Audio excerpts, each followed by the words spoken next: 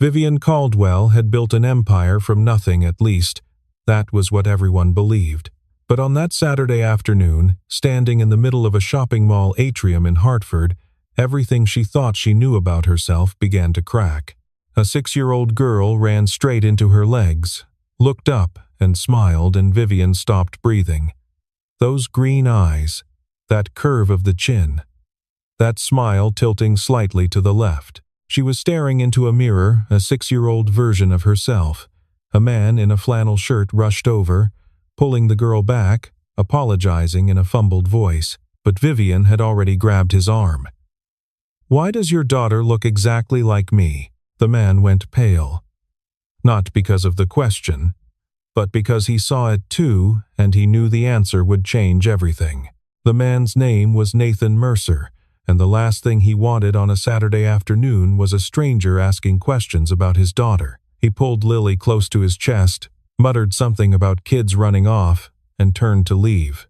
Every instinct in his body, every reflex, he had sharpened over 4 years of raising a child alone in a world that felt too large and too loud, told him to walk away. But Lily, with the unfiltered honesty that only a 6-year-old possesses, waved at Vivian over his shoulder and said, clear as a bell, "You look like Mommy's picture." Nathan froze mid-step. His grip on Lily tightened until his knuckles went white.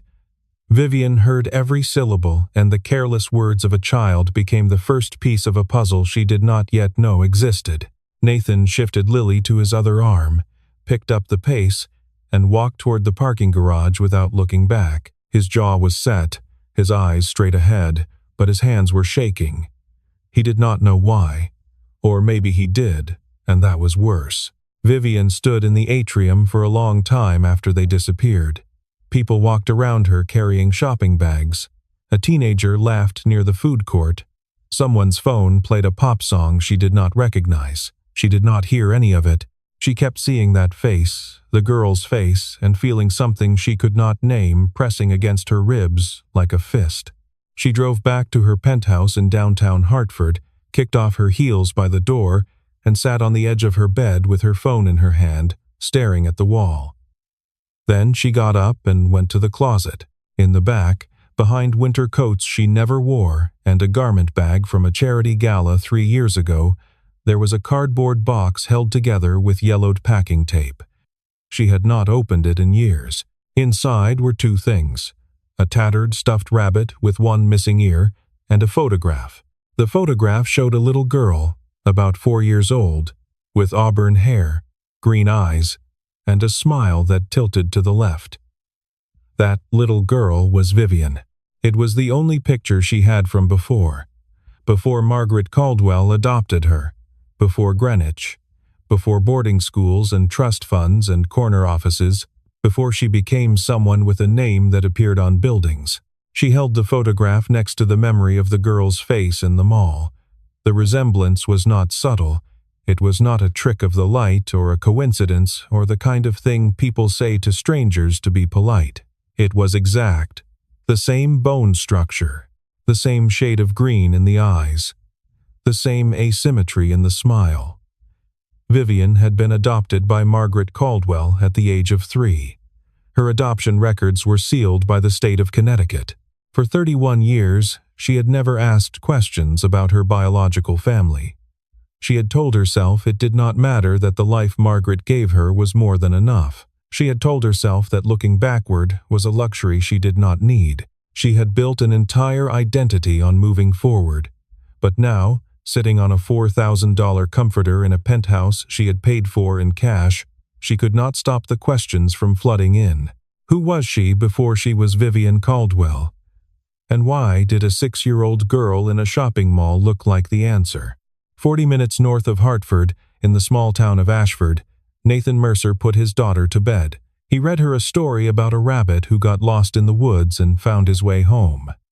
Lily's favorite, the pages soft from being turned 1,000 times. He kissed her forehead, turned on the nightlight, shaped like a crescent moon, and pulled the door halfway shut. Then he went downstairs, poured himself a glass of water he did not drink, and sat at the kitchen table staring at the framed photograph on the shelf above the stove. Rachel. His wife, auburn hair, green eyes, smile tilting to the left exactly like Lily, exactly like the woman in the mall. Rachel had never talked about her childhood. Not once in the 6 years they were together. All she ever said was, "I grew up in the system. I don't have anyone." She said it the way someone states a fact about the weather. No bitterness, no self-pity, just a flat, practiced sentence designed to close the conversation before it started. Nathan had respected that. He had loved her without needing her history, without needing the backstory, without needing anything more than the woman who woke up next to him every morning and made this house feel like the safest place on earth. He thought that was enough. But the woman in the mall, her face, her voice, the way she grabbed his arm like she was reaching for something she had lost a long time ago, had cracked open something Nathan had kept sealed since the day Rachel died. 4 years of silence. 4 years of raising Lily alone, fixing other people's pipes during the day, and sitting in this kitchen at night, telling himself the grief would get smaller. It had not gotten smaller, and now, for the first time, he wondered what else Rachel's silence had been keeping from him. 3 days later, Vivian sat in the office of a private adoption search firm in New Haven. The investigator, a quiet man with reading glasses and a file cabinet that took up an entire wall, slid a preliminary report across the desk. Vivian picked it up with steady hands. By the time she finished reading the first page, those hands were shaking. The file stated that Vivian Ann, born 1992, had entered the Connecticut foster care system in 1995, along with one sibling, an older sister named Rachel Ann, born 1989. The two sisters had been separated when Vivian was 3 and Rachel was 6. Vivian had been placed with an adoptive family in Greenwich within 3 months. Rachel had not been placed at all. She had been transferred between foster homes, 7 in total across 3 counties, until she aged out of the system at 18 with a high school diploma and a garbage bag containing everything she owned. Vivian read her sister's name for the first time in her entire life, and the room seemed to tilt sideways. Rachel Ann. She had a sister. She had always had a sister, and she had never known. The investigator asked if Vivian wanted to continue the full search. She said yes before he finished the sentence. But she did not tell him she already had a lead. During that brief encounter at the mall, Lily had said 2 things that stuck in Vivian's memory like splinters. Daddy, Nathan, and we live in Ashford. Vivian drove to Ashford that same afternoon. The town was everything Hartford was. Not tree-lined roads with canopies of oaks, wooden houses with sloped roofs and American flags on the porches, a hardware store with a bell above the door, and a hand-painted sign. She stopped at that hardware store, asked if anyone knew a Nathan Mercer, and the man behind the counter, old enough to remember everyone who had ever bought a box of nails in that town, pointed her toward Oak Hill Road. 3rd house on the left, blue mailbox. Nathan opened the door and recognized her immediately. His body language changed in an instant, shoulders squared, jaw tight, one hand gripping the doorframe hard enough to turn his knuckles pale. He thought she was a reporter, or a lawyer, or someone from the state, someone who had come to make his quiet, carefully constructed life complicated. Vivian did not ease into it. She did not make small talk or apologize for showing up unannounced. She pulled out the photograph from her foster care file, the 4-year-old girl with green eyes, and the tilted smile held it up next to her own face, and said, "I think your wife was my sister." Her name was Rachel Ann before she had a last name. Nathan looked at the photograph, looked at Vivian, looked at the photograph again.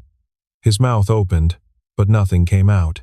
Behind him, the sound of small feet on hardwood floors, and then Lily appeared in the hallway, saw Vivian, and squealed with pure, uncomplicated delight. She ran past her father's legs and wrapped her arms around Vivian as if she had been counting the days since the mall. Nathan did not close the door.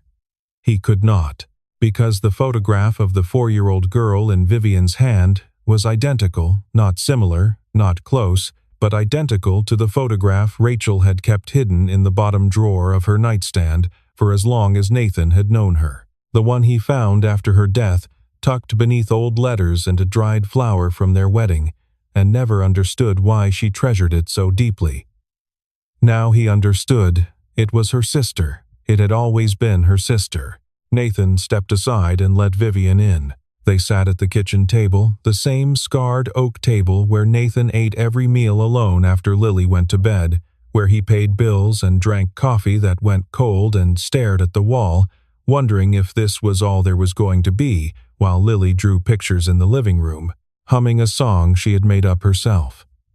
Nathan talked about Rachel slowly, carefully, like a man handling something that might break if he held it wrong.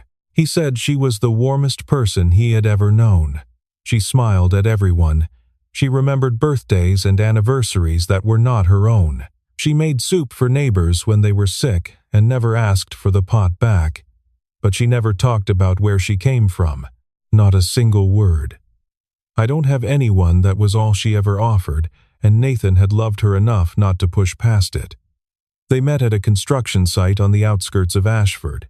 Rachel was doing bookkeeping for the general contractor. Nathan was running the plumbing. He asked her out for coffee 3 times. She said no twice, gently, with a smile that made the rejection feel like a compliment before she finally said yes. They were married 9 months later in a stone church with 14 guests and wildflowers instead of roses. Lily was born the following autumn.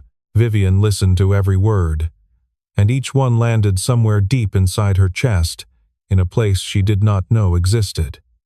Then she told Nathan her side. She had been adopted by Margaret Caldwell at 3 years old, raised in a mansion in Greenwich with a rose garden and a library and more rooms than anyone needed.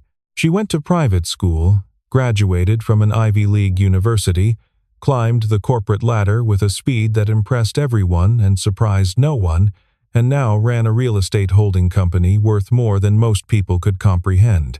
But none of it had ever made her feel whole. Not the diplomas, not the promotions, not the penthouse with the view of the Hartford skyline. There was always a gap, something fundamental that she could not name but could always feel, like a phantom limb, like a word stuck on the tip of her tongue for 31 years. When she spoke about Rachel the sister, she never knew she had her voice cracked for the first time. She was 6 when they took me away. She probably remembered me every single day, and I didn't even know she existed. Nathan sat very still for a long time after she said that. The pieces were falling into place now, one by one, and each one hurt more than the last. Rachel used to cry at night, not often, maybe once a month. Sometimes less, but in the small hours, he would wake up and find her sitting on the edge of the bed, wiping her eyes with the sleeve of her nightgown. She always said the same thing when he asked. Just a bad dream. He never pushed. He thought he was respecting her boundaries. Now he wondered if he had just been afraid of what he would find if he looked closer. Once, Lily was maybe a year old, he found Rachel asleep in the rocking chair next to the crib. Her hand curled around the baby's fingers, her lips moving, whispering a name he could not quite make out. He leaned closer, but she stirred, and the name dissolved into silence. Now he was certain. The name was Vivian.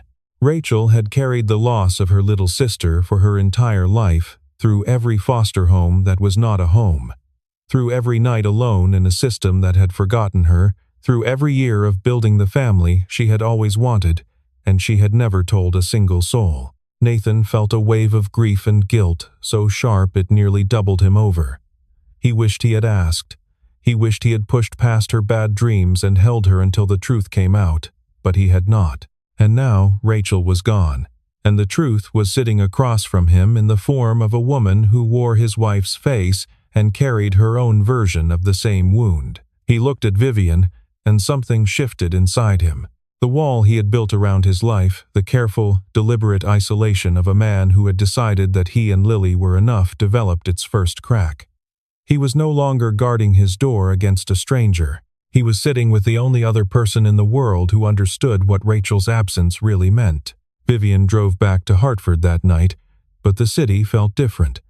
The skyline she once found exciting now looked like a row of expensive tombstones. She went to her office the next morning, buried herself in quarterly reports and conference calls, and tried to pretend the weekend had not happened. It lasted about 3 hours.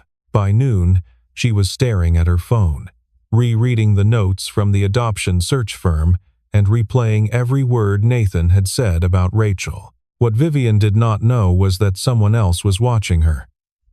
Derek Sloan, the chief operating officer of Caldwell and Pierce Holdings, had been tracking Vivian's movements for weeks, not because he cared about her well-being, but because he wanted her chair. Derek was 40 years old, impeccably dressed, and fundamentally ruthless in the way that certain men in corporate America confuse with competence. He had joined the company 5 years ago with a single goal: the CEO's office.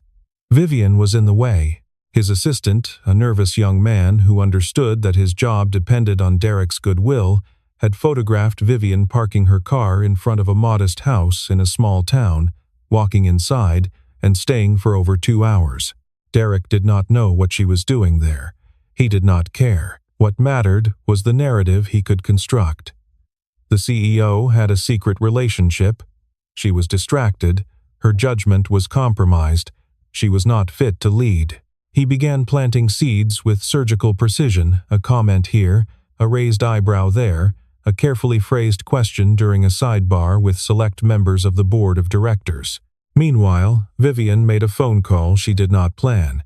She called Margaret. It was instinct, the deep, automatic reflex of a daughter reaching for her mother when the world stops making sense, regardless of how complicated that relationship might be. She told Margaret she had found records indicating she had a biological sister named Rachel. The silence on the other end of the phone lasted so long that Vivian pulled the phone away from her ear to check if the call had dropped. It had not. Then Margaret spoke, her voice thin and trembling like a wire pulled too tight. "We should talk about this in person, Vivian." Something in those 7 words, the weight of them, the way they carried the unmistakable shape of a confession held for 3 decades, made Vivian's stomach drop. That evening, Nathan called. His excuse was Lily the girl had asked, "When is she coming back?" approximately 11 times during dinner, each time with increasing urgency, until Nathan ran out of creative ways to change the subject. He relayed the message with a self-conscious laugh, his voice low so Lily would not hear him from the other room. But the truth was, he wanted to talk too, and Vivian wanted to listen. This was the first real conversation Nathan had had with another adult in 4 years that was not about invoices, pipe fittings, Lily's parent-teacher conference, or the price of copper. They talked about Rachel, the way she hummed when she cooked, the way she folded laundry into impossibly neat squares, the way she always sat on the left side of the couch. They talked about Lily's obsession with drawing cats that invariably looked like potatoes with whiskers. They talked about Ashford and Hartford, 2 worlds 40 minutes apart, that might as well have been on different planets. The call lasted 2 hours. When Nathan hung up, he did not move from the kitchen chair. He sat in the dark, the phone warm in his hand, and realized he was smiling. Not the polite half-smile he gave to customers. Not the gentle, practiced smile he reserved for Lily. An actual, real, unguarded smile, the kind that starts in the chest before it reaches the face. He had not smiled like that at another person in 4 years. The realization landed in his stomach like a stone. Vivian drove to Greenwich on Saturday morning. Margaret's house was exactly as she remembered: stone exterior, rose garden in pristine condition despite the approaching winter, oil paintings in the foyer, the faint smell of lavender and furniture polish. Margaret was waiting in the living room, sitting in the same wingback chair she had sat in for as long as Vivian could remember. Her hands were wrapped around a teacup, and they were shaking. She looked older than Vivian remembered. Smaller, more fragile. The house was full of photographs of Vivian as a toddler in a white dress, at her first piano recital, at high school graduation, in her first corporate headshot. Every wall told the story of a daughter who was loved, but the story had a hole in it, and Margaret was about to fill it. She told Vivian everything. In 1995, when the adoption agency contacted her about Vivian, they informed her that the child had an older sister, Rachel. 6 years old. They asked Margaret if she would consider taking both children. Margaret said no. She wanted one child, only one, and Vivian was younger, more adaptable, easier to bond with, as she put it, though the words seemed to taste like something bitter in her mouth. Rachel was returned to the system. A social worker carried her file back to a desk somewhere, stamped it, and moved on to the next case. Margaret signed the adoption papers for Vivian, drove her to Greenwich that same week, bought her a stuffed rabbit on the way home, and never once, not in 31 years, asked what had happened to the older girl. Vivian did not scream. She did not slam her fist on the antique coffee table or hurl the teacup at the wall of photographs. She stood up slowly, walked to the back porch, and stared at the rose garden Margaret had tended for 30 years. She thought about Rachel, 6 years old, standing in a government office somewhere, old enough to understand what was happening, old enough to watch her baby sister leave in the arms of a well-dressed stranger, and know with absolute certainty that she was being left behind. Rachel grew up in the system, 7 foster homes, 3 counties, 18 years of never being chosen, while Vivian slept in a bedroom with a canopy bed and a walk-in closet full of toys she never played with twice. The injustice of it did not make Vivian angry at Margaret specifically. It was bigger than that. It made her angry at a system that treated siblings like inventory to be split and distributed. It made her angry at a world that decided a 3-year-old was worth investing in and a 6-year-old was not. It made her angry at 31 years of her own comfortable, willful ignorance. She called Nathan from her car as she pulled out of Margaret's driveway, the last light of the afternoon fading behind the bare trees. Her voice was breaking. Her knuckles were white on the steering wheel. She told him everything Margaret had said, every word, every excuse, every silence. Nathan listened without interrupting, without offering commentary, without trying to fix it. When she finished, the line went quiet for a long time. Then Nathan spoke, and his voice was steady in a way that felt like solid ground beneath her feet. "Rachel never blamed anyone," he said. "She told me once the only thing she wanted in her whole life was a family that stayed, and she got that. With me and Lily."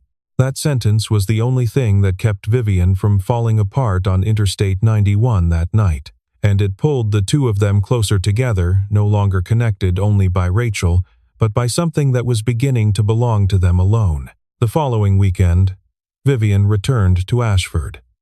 Nathan met her at the door with coffee in 2 mismatched mugs and an expression that said he had been thinking about this moment all week. They sat in the living room, and Nathan pulled a photo album from the bottom shelf of the bookcase, thick, heavy, the old-fashioned kind, with adhesive pages and plastic overlays that crackled when you turned them. He opened it carefully, as if the pages contained something alive.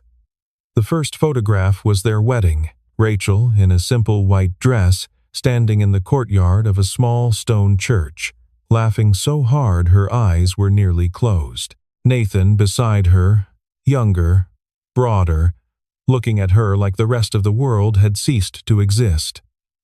Vivian turned the page. Rachel holding Lily as a newborn, hours old, tears streaming down her cheeks, her face a collision of terror and joy so raw it was almost painful to witness. Another page, Rachel, kneeling in the front garden on a spring morning, her hands black with soil, planting marigolds along the walkway, wearing a smile of quiet, hard-earned satisfaction, the smile of a woman who had finally found home after a lifetime of not having one. Vivian went through the album page by page, slowly, and her tears fell onto the plastic covers.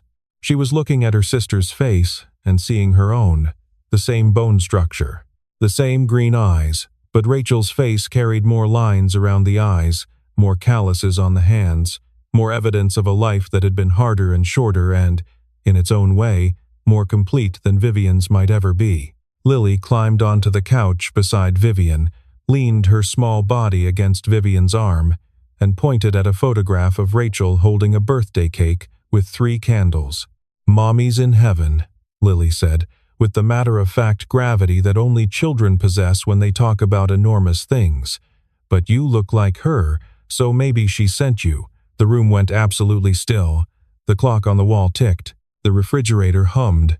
Nathan turned away and pressed the heel of his hand against his eye. Vivian pulled Lily into her arms and held her tight, and for the first time in her life, she understood what it felt like to hold a child who shared her blood. Not her own child, but the living, breathing proof that her sister had existed, had loved, had built something beautiful before she left. Nathan watched them from across the room, his back against the doorframe, and felt something he had not felt in 4 years, the unmistakable, terrifying, wonderful sense that this house was no longer empty. After Lily fell asleep that night, Nathan and Vivian sat on the front porch.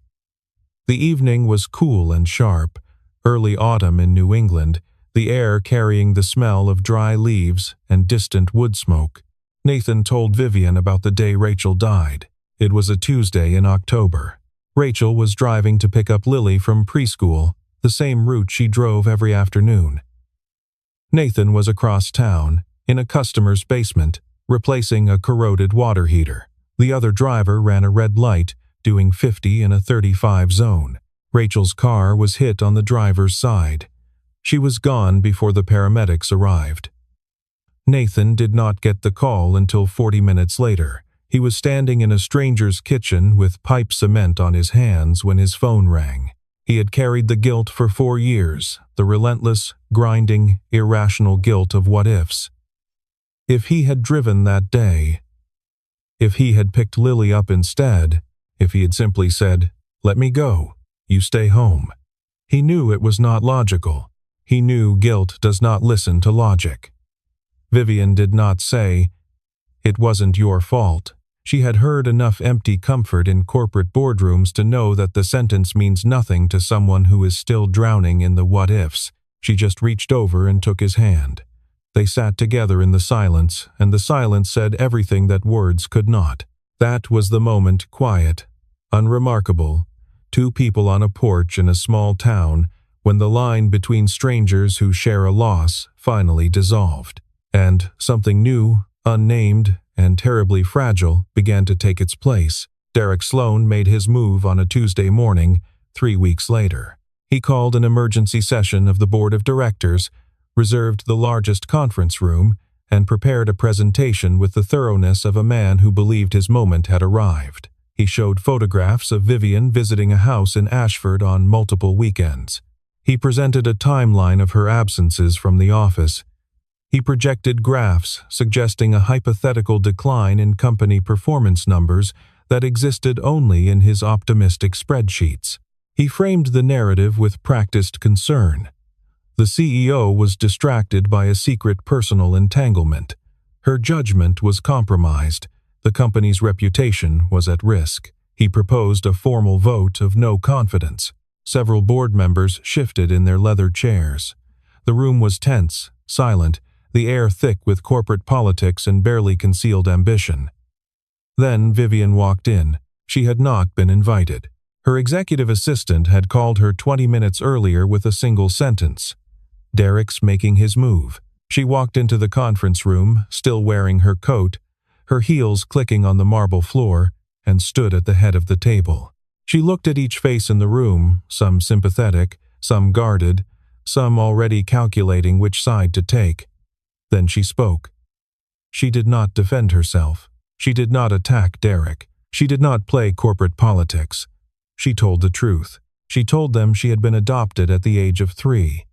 She told them she had recently discovered she had a sister who was separated from her in the foster care system at the age of 6. She told them that sister had grown up without a family, had eventually married a good man, had a daughter, and had died in a car accident 4 years ago.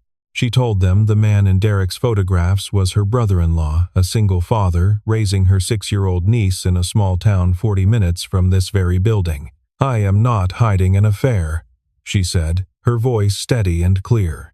"I am finding out where I come from. And if this board considers that a weakness, then you do not understand what strength looks like." Nobody moved. Nobody spoke. The silence lasted long enough for Derek's face to drain of color entirely. The board voted unanimously to retain Vivian as CEO. Derek received a formal reprimand for unauthorized surveillance and conduct unbecoming a senior officer. 2 board members approached Vivian afterward to apologize for not shutting Derek down sooner. But Vivian did not feel victorious. She felt exhausted, the deep, marrow-level exhaustion of a woman who had spent weeks being unbreakable in front of strangers while quietly rebuilding herself from the inside. That evening, she did not go back to her penthouse in Hartford. She drove 40 minutes north to Ashford. Nathan opened the front door, saw her face, the fatigue, the relief, the barely held-together composure, and did not ask a single question. He stepped aside, made coffee, pulled out a chair at the kitchen table, and let her sit in the quiet of his house until she was ready to breathe again. That was the first time Vivian understood what the word home actually meant. Not a place with expensive furniture and a view of the city skyline. A place where someone does not require you to explain why you showed up at their door at 9 o'clock on a Tuesday night. The weeks that followed had a rhythm, quiet and steady, like the ticking of a clock in a room that had been silent for too long. Vivian started coming to Ashford every weekend. She took Lily to the Children's Museum in Willimantic, sat cross-legged on the floor drawing animals that Lily patiently and ruthlessly critiqued, read bedtime stories in silly voices that made the girl laugh so hard she hiccuped. Nathan watched from doorways and hallways, leaning against walls with his arms crossed, wearing an expression he himself could not quite read. He saw Rachel in the way Vivian tilted her head when she listened to Lily ramble about her day. He saw Rachel in the sudden, warm laugh like a window thrown open on a spring morning. But he also saw Vivian. She was sharper than Rachel had been, more decisive, more guarded. There was a steel in her that Rachel never possessed, forged not by cruelty but by boardrooms and solitary penthouses and 31 years of not knowing where she came from. And there was a fragility, too, different from Rachel's but just as real, that only Nathan was beginning to see. It lived in the way her voice dropped when she talked about her childhood, in the way she held Lily a beat too long before letting go, in the way she stood on the porch sometimes, looking out at the road, as if she still was not sure she was allowed to stay. One evening, after Lily had been asleep for an hour, Nathan and Vivian sat at the kitchen table with mugs of tea that had gone cold. The house was quiet except for the hum of the refrigerator and the occasional creak of old wood settling. Vivian looked at Nathan and asked him if he was afraid. Afraid that she had appeared only because she wore Rachel's face. Afraid that she would vanish once the novelty faded, once the grief softened, once the story ran out of chapters. Nathan held her gaze without flinching and said something she did not expect. He was not afraid she would leave. He was afraid he was using her unconsciously, selfishly, to fill the space Rachel had left, and that was not fair. Not to Vivian, not to Lily, not to Rachel's memory. The honesty of it, blunt, unpolished, delivered by a man who fixed pipes for a living and did not know how to dress up his words, was the most real thing anyone had ever said to Vivian. It made her respect him more than any boardroom speech, any keynote address, any carefully crafted corporate platitude she had ever heard. That same week, Vivian drove to Greenwich again to see Margaret. This time, the visit was quieter. She did not come to accuse or to demand explanations. She came to understand. Margaret, smaller and older than she had seemed even a month ago, told Vivian that when Vivian was 12, she had tried to find Rachel. She contacted the adoption agency, filed formal requests, made phone calls to 3 different state offices. But Rachel's records had been transferred across multiple states as she moved through the system. The bureaucracy had lost her, literally lost a child, and Margaret had no legal standing to pursue the search further. She had lived with that failure for 22 years. She did not ask for forgiveness. She did not make excuses. She simply told the truth, and the truth sat between them like a living thing. Vivian did not forgive her, not yet. Maybe not for a long time, but she said, "I'm learning that family is messier than I thought. I'm not shutting any doors." They both cried, but the tears were lighter this time because they no longer carried the crushing weight of a secret. 6 months passed. Spring came to Ashford the way it comes to all small New England towns, reluctantly at first, and then with sudden, overwhelming generosity. The dogwood trees along Oak Hill Road burst into white blossoms. The air smelled like wet earth and new grass, and the particular kind of hope that only exists in April. Vivian was still CEO of Caldwell and Pierce Holdings, but she had restructured her weekly schedule so that every Friday belonged to Ashford. She used a significant portion of her personal wealth to establish a nonprofit, the Rachel Ann Foundation, dedicated to one specific mission: keeping siblings together in the foster care system. Not a grand, vague charity. A precise, targeted intervention, because Vivian understood, more clearly than almost anyone alive, what it costs when the system decides that one child is worth keeping and another is not. Nathan finished rebuilding the front porch. It was a project he had started the spring before Rachel died, tearing out the rotting boards, reinforcing the sagging railings, sanding everything down to bare wood. He had stopped working on it the day she was killed and had not touched it since. The tools sat in the garage for 4 years, gathering dust beneath a tarp, a small monument to the life that stopped. But over the past several months, slowly at first and then with quiet determination, he had returned to it. He replaced the last warped boards with fresh-cut cedar, stained the railings a warm honey color, and painted the deck white, the same shade of white Rachel had picked out from a paint swatch book the week before she died. He set out 2 wooden Adirondack chairs side by side, angled slightly toward each other, and between them, a smaller one, child-sized, painted the same white for Lily. On a Friday afternoon in late April, Vivian sat on that newly finished porch with Lily. The sun hung low over the trees, casting long gold shadows across the yard. A robin was pulling a worm from the garden bed Nathan had replanted. Lily sat cross-legged beside Vivian, drawing with crayons on a large sheet of paper balanced on her knees. When she finished, she held up the picture. It showed 3 people standing in front of a house, a tall figure on the left, a very small figure in the middle, and a woman on the right. Lily pointed to the woman with the tip of her green crayon. "That's Aunt Viv," she said, as simply and certainly as if she were naming the sky. Vivian looked at the drawing, the crooked lines, the oversized heads, the wildly disproportionate arms, the bright and careless and perfect colors, and then she looked out at Oak Hill Road, at the dogwoods in full bloom, at the mailbox Nathan had painted white to match the porch, at the quiet, ordinary, extraordinary life that had somehow, against all probability, become hers. For the first time in 34 years, she did not ask herself where she belonged. Nathan stood in the doorway behind them, holding 2 glasses of lemonade, watching. He did not say anything.